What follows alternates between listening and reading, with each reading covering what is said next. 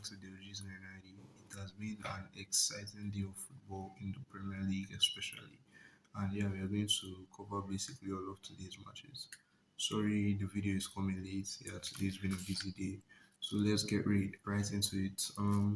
Bournemouth beat Spurs 3-2. Who scored first? Evan Nielsen got the opening goal. Was it Evan Nielsen? I can't really remember, but I know Evan Nielsen got the equalizer, and then it was Krupi with the next goal, and then Joao Palhinha pulled up with a crazy bicycle kick, which they must have thought they were going to gain 1 point, but nah, Semenyo had other ideas. He scored, and yeah, it was an emotional game for him. So being his last game for Bournemouth. Um, Brentford beat Sunderland 3-0 with Igor Thiago running riot again. Quickly, let's just touch up on the fact that Carlo Ancelotti is going to have a big decision to make in this World Cup because there are a lot of forwards that have been doing well.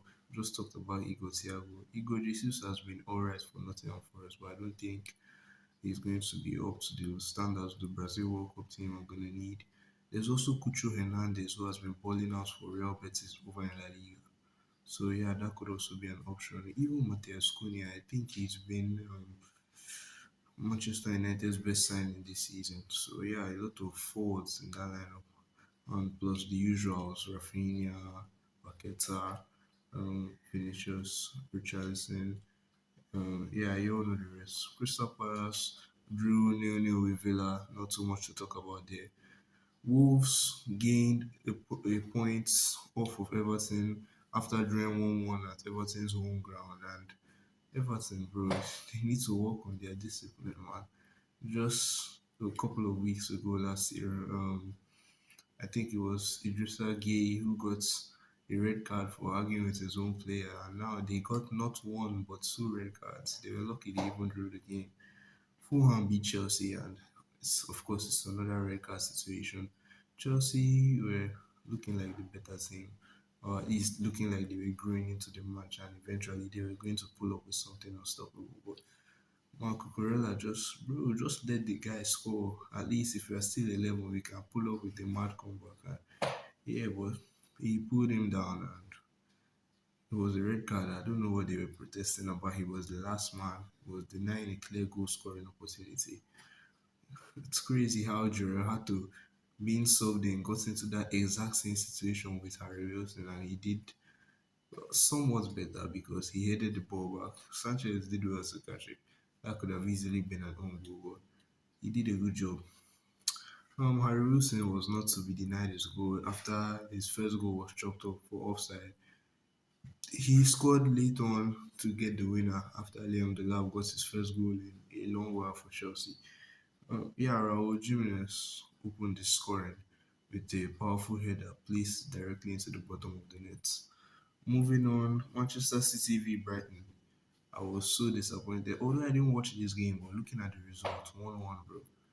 Are they planning to just let Arsenal win this? Bro, Arsenal don't win trophies. We can't let that happen. Okay, Burnley versus Manchester United. Wow, this was an exciting game though, but the best is still yet to come. Who opened the scoring? No, yeah, Burnley opened the scoring after a major deflection and a cross from heaven. Yeah, the thing went straight into the back of the net. And then Benjamin Sesko decided to turn into prime Didier Drogba, bro. The first one, I think the movement on that goal was impressive. First of all, locating the space, he had two defenders on his trail, and plus the goalkeeper. Pressure could have easily mounted up, but it was a calm, powerful, cool finish into the back of the net, the bottom corner, the right hand side. So yeah, it was a good finish by him. Of course, he didn't really celebrate that goal because yeah, they just got the equalizer. He ran back, but the second finish I think was even better because Patrick Dogu is over on the left and he puts an in swinging cross into the box, and Sesko just moves, glides past all the defenders, gets in front of them, and opens up his boots so the ball can just go into the far corner. The control on that finish was nice. That is a striker's finish. Last time I put him in my worst team of the week, but it seems like he watched my video and did not want to be there again. Yeah, it was a good game from him. Although he had a chance to score late on, Yeah, I think he did his best for that. He got a volley in and the goalkeeper saved it. Maybe he could have added a little more power, but yeah, it was a pretty good attempt. He could have got his hat trick. The most interesting game this weekend, bro. Newcastle versus Leeds. Yeah, Leeds number 11 got the ball and finished from, was it just outside the area or just inside? I don't know, but it was direct to the bottom corner. Very well placed finish, and then it was Harvey Barnes with the next goal. And then you're thinking, okay, Newcastle are gonna run right here. And then before you know it, Dominic Calvert-Lewin pops up and does what he does, bro. Gets the ball into the back of the net. And then you're like, wow, I did not expect this. And boom, all of a sudden, and outside of the boot cross to Joel Linton, who just hits it to the back of the net. Yeah, after that, you're like, okay, finally, this is Newcastle's time to shine. But no, Leeds had other ideas. Tanaka again gets the ball.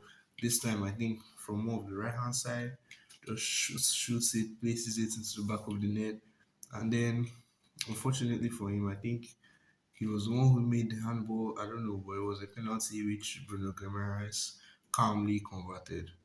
And then in the dying minutes of the game, bro, I'm talking 90 minutes of football played, 10 minutes added on, and we were in the 101st minute.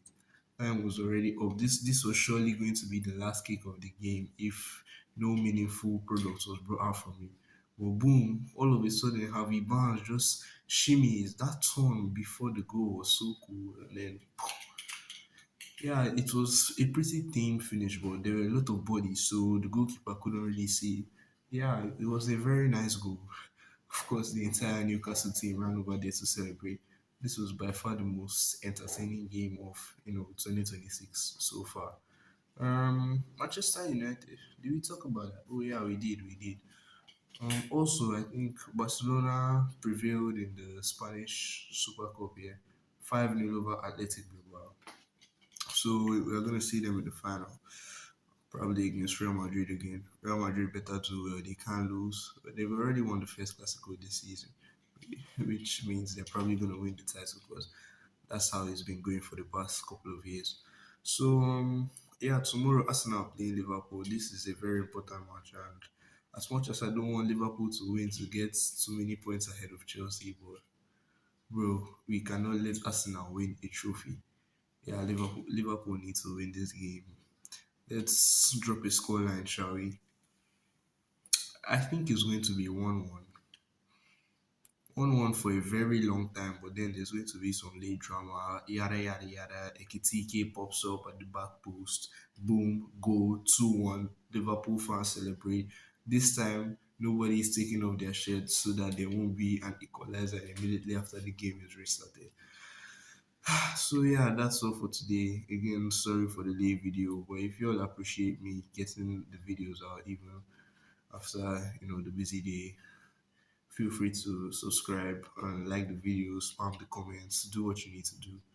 Yeah, I'll see you in the next one. Peace.